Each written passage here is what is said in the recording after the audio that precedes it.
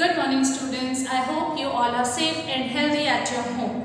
As you all know that we have already completed the explanation of lesson number 10, that is respiration in organisms. So today we are going to start with the exercises. Today I am going to explain you the answers of exercise F, that is short answer type questions, and exercise G, that is long answer questions. So let's start the class with exercise F, that is the short answer questions. So the first question is, what is anaerobic respiration? Anaerobic respiration क्या होती है? Anaerobic respiration is a process of respiration which occurs without the oxygen, means that occurs in the absence of oxygen. जब oxygen available नहीं है उस time जो respiration हो रही है that is the anaerobic respiration. और respiration क्या प्रोसेस है? Respiration is the process of breaking down of food to release energy. जो हमारा food का breakdown होता है energy release करने के लिए, उसको respiration कहते हैं. So the definition becomes the process of breaking down of food to release energy in the absence of oxygen is called anaerobic respiration. Breaking down of food होता है एनर्जी रिलीज करने के लिए ऑक्सीजन की absence में, उसको अनाएरोबिक respiration कहते हैं. Second question is, why does exhaled air makes the lime water milky? जो हम एक्सहेल करते हैं एयर, वो लाइम वाटर को मिल्की कर देती है.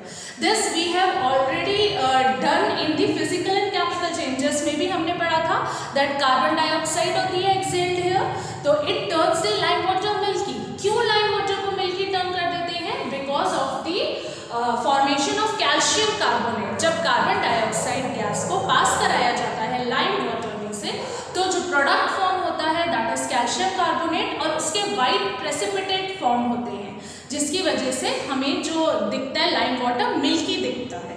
सो the answer is the exhaled air that is carbon dioxide turns the lime water milky due to the formation of white precipitate of calcium carbonate. Calcium carbonate के white precipitates के formation की वजह से lime water milky में turn हो जाता है.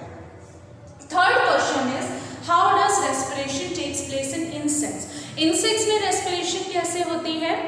In insects, I have already told that there are the numerous pores, minute pores, बहुत छोटे-छोटे pores प्रेजेंट होते हैं in the lateral sides of their body. Lateral sides mean उनके जो ये साइड पोर्शन होता है, वहाँ पे बहुत छोटे छोटे पोर्स प्रेजेंट हैं जिनको हम कहते हैं स्पाइरेकल्स. तो air from the atmosphere enters through the spiracles inside the body. Spiracles के थ्रू एयर एंटर होती है and then the network of tubes called trachea are present inside their body. Insects की बॉडी में trachea present होता है, tube like structures होते हैं. तो स्पाइरेकल से एयर एंटर हुई और ट्रैकिया के थ्रू डिफरेंट बॉडी सेल्स में डिफ्यूज हो जाती है air. So the answer is, in insects gaseous exchange occurs through the trachea. Oxygen rich air enters through the pores called spiracles present on the sides of the insect's body. Insect की body में जो spiracles present है, numerous pores side में, उनसे oxygen rich air enter हुई and enters the trachea, और trachea में enter हुई from where the oxygen diffuses into the body cells, जहां से ऑक्सीजन बॉडी सेल्स में डिफ्यूज हो जाती है. So this is the process of gaseous exchange that takes place inside the insect's body. Fourth question is, define the term breathing rate. Breathing rate को आप कैसे define करेंगे? Breathing rate I have already told that a person that is breathing means the number of times that a person breathe in a minute. एक minute में एक person कितना breathe कर रहा है?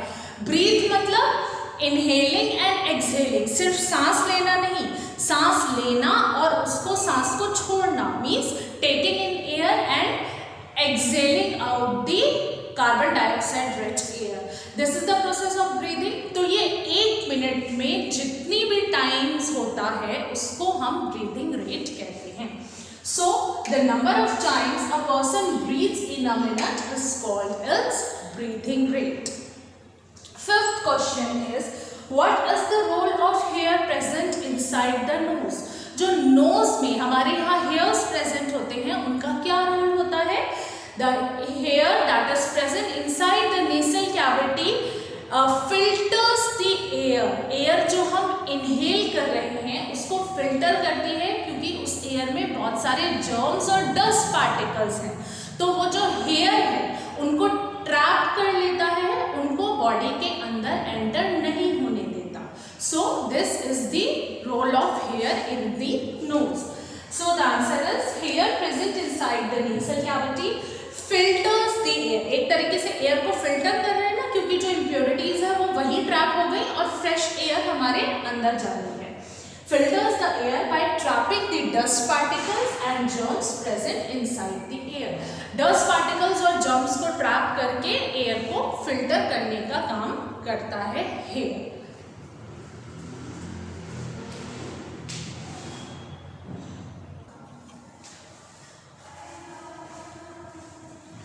Now coming to the long answer questions of the chapter. First question is differentiate between aerobic and anaerobic respiration. So for this question you have to refer the book, the page where the differentiate in the tabular form is given.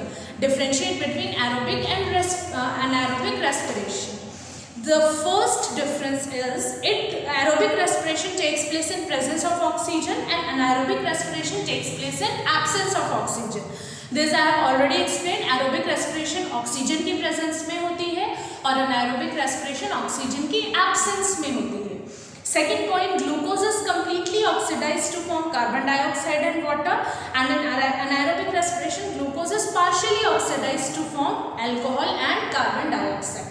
अब respiration के process में क्या होता है, glucose का breakdown होता है। Glucose that is the food is breaking down to release energy, और एनर्जी कब रिलीज होती है, जब ग्लूकोज का ब्रेकडाउन होता है कार्बन डाइऑक्साइड एंड अल्कोहल में, तब एनर्जी रिलीज होती है।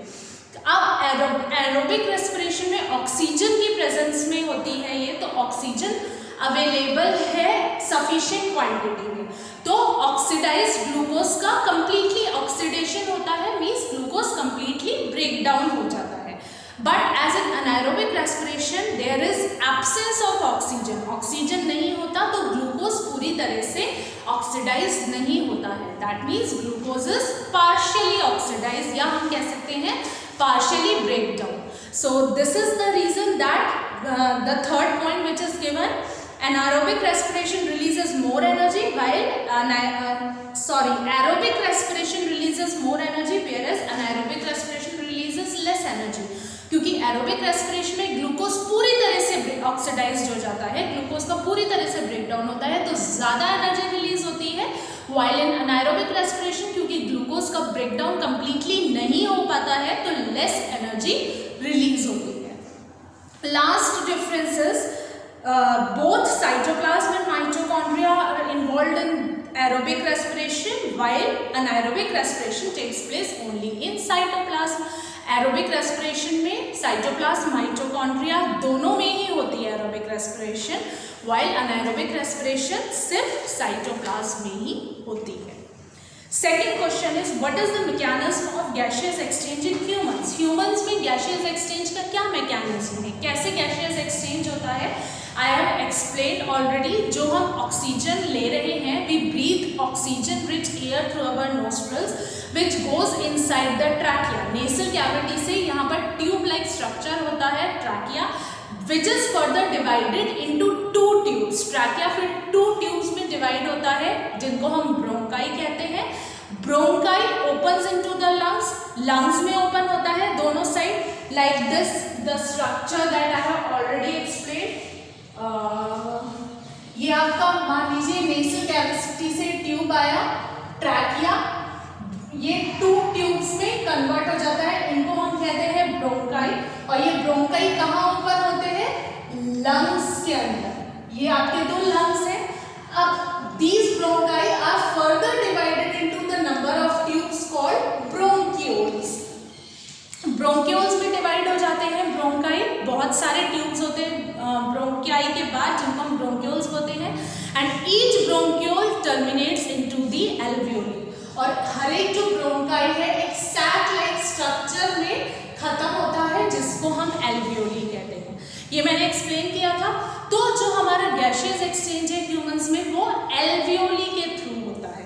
लंग्स में जो एल्वियोली प्रेजेंट है, एल्वियोली जो कि बहुत सारी कैपिलरीज से सराउंडेड होती हैं जिनके अंदर ब्लड प्रेजेंट होता है।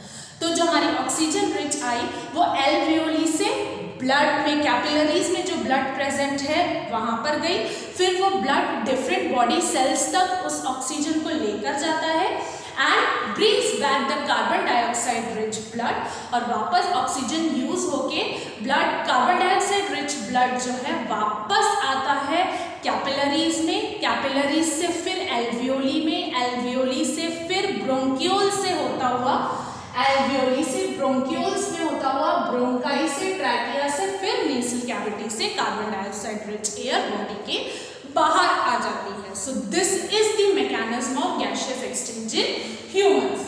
सी, gaseous exchange takes place in million of alveoli in the lungs. बहुत सारी एल्वियोली लंग्स में प्रेजेंट होती हैं एंड कैपिलरीज सराउंडिंग देम, और हर एक एल्वियोली को कैपिलरीज, बहुत सारी कैपिलरीज सराउंड करती हैं जिसमें ब्लड प्रेजेंट होता है।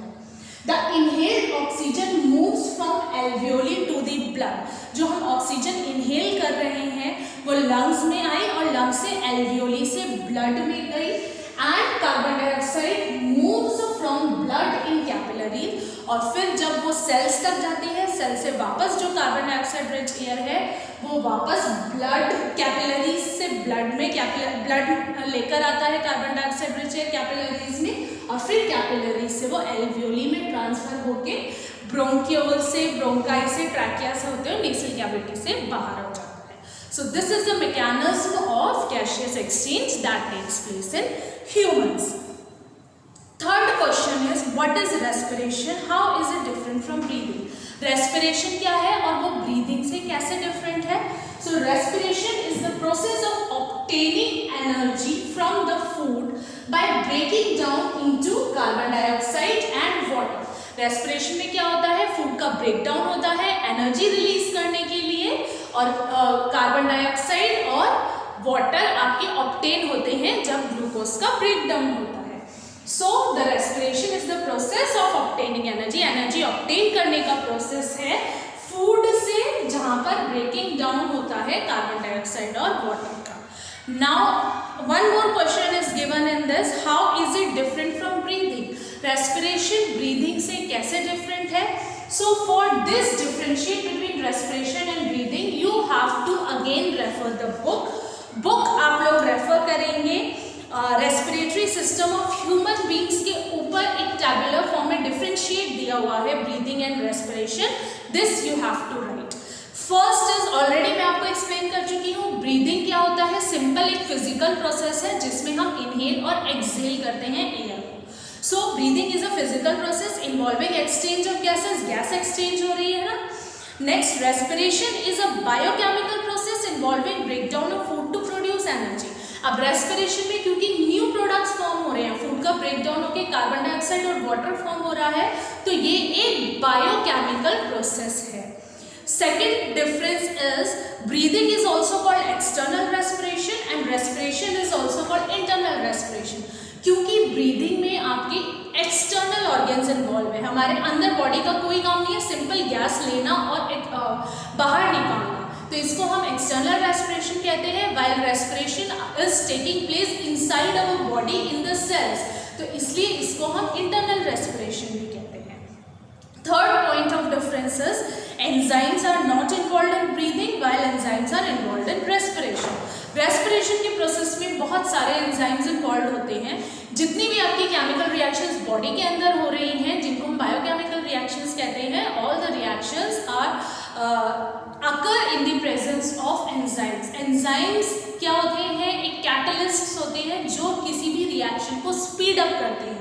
Obviously you are going to study about enzymes in detail in the higher classes। अभी के लिए बस आप ये समझ लीजिए enzymes जो हैं वो biocatalysts हैं that is required or that are required for enhancing the speed of the reaction, किसी भी रिएक्शन को स्पीड अप करने के लिए। तो रेस्पिरेशन में एंजाइम्स की इन्वॉल्वमेंट होती है, while फिजिकल प्रोसेस होता है ब्रीदिंग का, जिसमें रेस्पिरेशन का, जिसमें एंजाइम्स का कोई पार्ट नहीं है. So here the exercise F and G is completed. जो आपके short answer questions और long answer questions हैं. Please do these question answers in your copy very neatly. So this is all for today. Thank you and have a very nice day.